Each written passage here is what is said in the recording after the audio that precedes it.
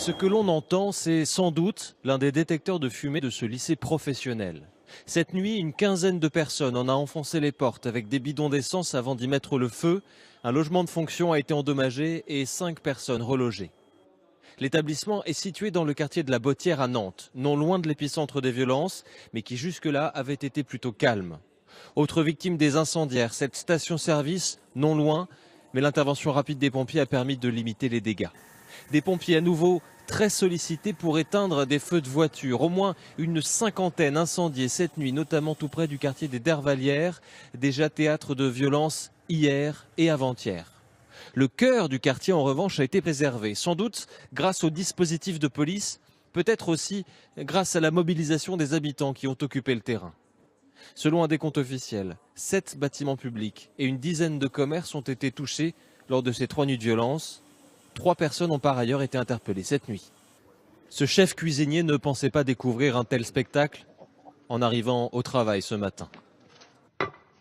Oui, j'entends même une alarme dedans. La bêtise n'a pas de nom. Je trouve ça bien dommage. Bien dommage. Comme lui, le personnel de ce lycée professionnel découvre l'étendue des dégâts.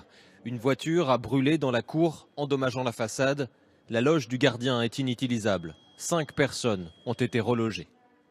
L'établissement est situé dans le quartier de la Bottière à Nantes. Ce n'est pas très loin de l'épicentre des violences. Mais jusqu'à présent, les nuits avaient été calmes ici. Cette station-service dans les environs a également été la victime des incendiaires. En tout, plus d'une cinquantaine de voitures a été brûlée cette nuit, selon les pompiers, dans différents quartiers, et notamment aux Dervalières, déjà théâtre de violences hier et avant-hier.